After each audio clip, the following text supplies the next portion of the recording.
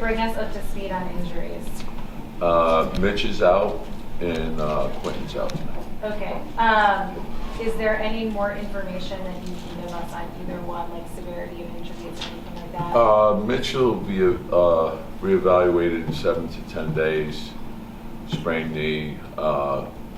Quentin is back-to-back early on. He has a little soreness, so we'll see how he is tomorrow. Okay. Can you tell me who you're starting? Not sure yet. Okay.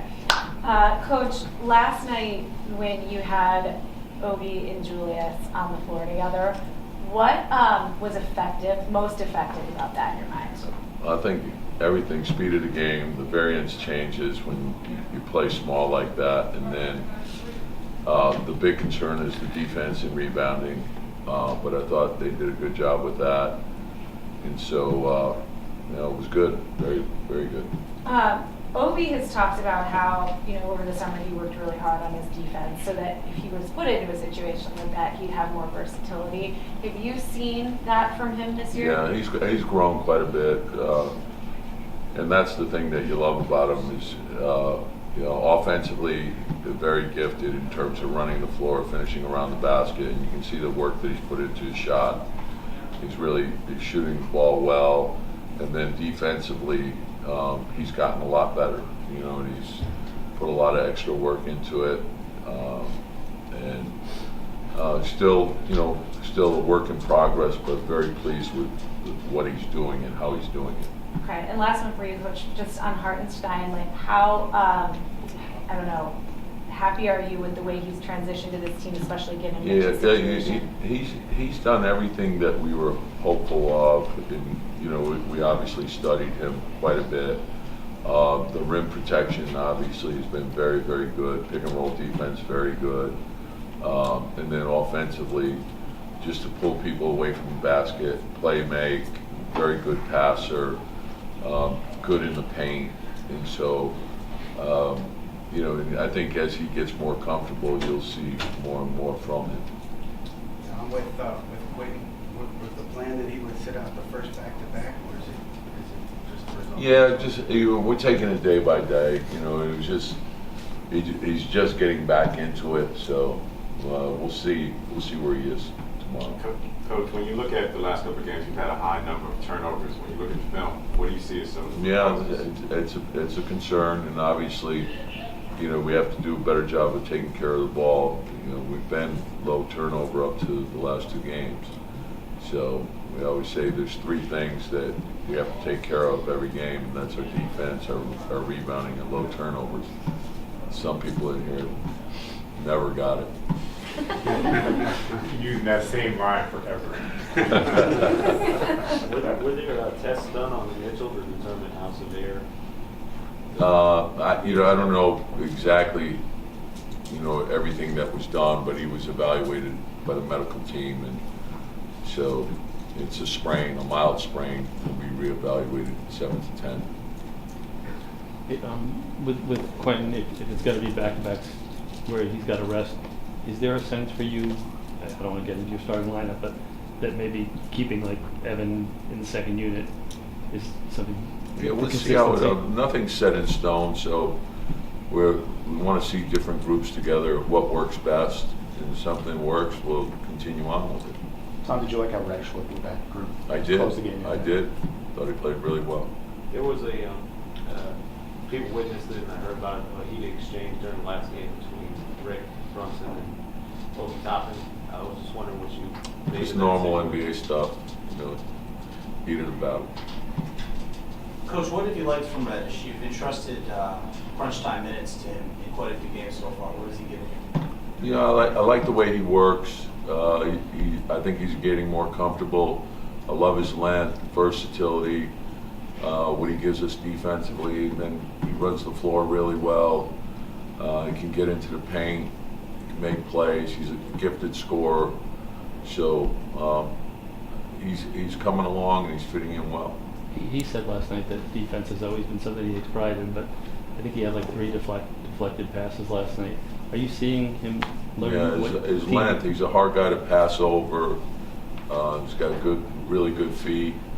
So when you have he and RJ and Obi, they're athletic and they're long, so it allows you to do a little more switching. You throw Julius in there with that group, so very productive. What's your impression of the? Oh, thank you. Just I was going to ask you for an impression of the Celtics so far. The challenge. If you see much difference with the new coach? Yeah, not really. I think the very talented team. Obviously, Eastern Conference, defending Eastern Conference champion. I think their experience has taught them a lot. Their willingness to share the ball, the way they're running the floor, making plays for each other, put a lot of pressure on you. And I think that, I think when Robert Williams comes back, they have a great defense also, and they've done a terrific job. I know Joe's been there for a while. I've been around him, been very impressed with him. I think that organization is very strong from top to bottom. Coach, I know Isaiah and Mitch have two different game styles, but how much of a luxury is it that you really haven't had much of a drop off when you've subbed Isaiah in? Yeah, no, it's great that I think what Mitch gives us is unique and special, and then Isaiah gives us a different look, and so I like that we have versatility in that position. And then we got Jericho also, for the physical centers, and I think he's a big plus for us as well. And obviously Julius can match up with some fives, and he's done a good job with that. So I think the depth of that position has been really good for us. Have you seen the Cornet contest? Have you not? Of course. How are you prepared for that? We'll see. You have something for that? We'll see. Coach, talk about the work that Obi and Cam put in over the summer on both ends of the floor to earn your trust. I'm sorry, can you repeat that? Obi and Cam. Yeah. Talk about the work that they put in on both ends of the court to earn your trust. I think a lot. Obi spent a good part of the summer here with us, and Cam did as well. So I think just being around each other, I think it was a big plus. And then it's hard. I think Cam got traded in the middle of the season last year, so there's no training camp. There's not a period to go through where you get to know your teammates, they get to know you get to know the system. So I think he's gotten a lot more comfortable. And the thing about Obi being a young player is I've loved his approach from day one. He's a great kid. He's an extremely hard worker. When he puts his mind to something, he always gets better at it. So he's a joy to be around each day. He brings energy into the building each and every day.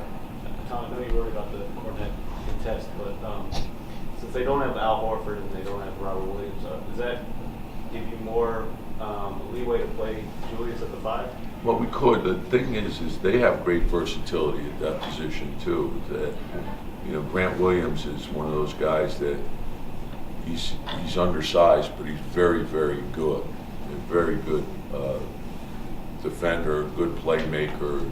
He gives them a different dimension. I think Vonleh has played well for them also.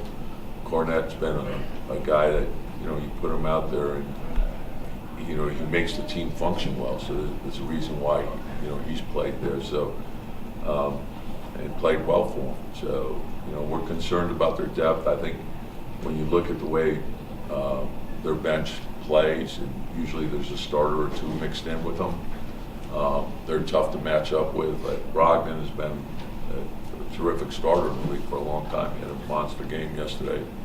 So they've got shooting. A kid like Pritchard can come in. Hauser, the way he shoot the ball. So they've got a lot of weapons. You right? Thanks, Coach. Yep.